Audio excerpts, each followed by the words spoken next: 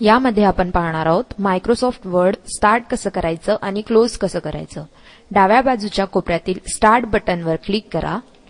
त्यानंतर all programs आणि all programs मध्ये तुम्हाला मायक्रोसॉफ्ट वर्ड हा ऑप्शन दिसेल। त्यावर क्लिक केल्यानंतर मायक्रोसॉफ्ट वर्डची विंडो ओपन होईल। ह्यावर तुम्हाला वेगवेगळे मेन्यूज, त्यानंतर टूल्स आणि वेगवेगळे बार दिसतील आणि रुरल सुद्धा दिसेल। जो व्हाईट कलरचा एरिया आहे तो असेल वर्किंग एरिया, ज्यामध्ये तुम्ही तुमचं टेक्स्ट टाइप करू शकता किंवा त्याचं एडिटिंग सुद्धा करू शकता।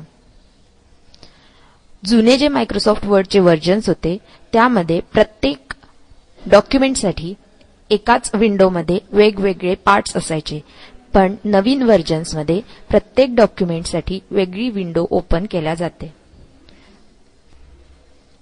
फाईल मेन्यूमध्ये न्यूवर क्लिक केल्यानंतर तुम्ही एक नवीन विंडो ओपन करू शकता प्रत्येक डॉक्युमेंटसाठी आणि त्यामध्ये वर्क करू शकता।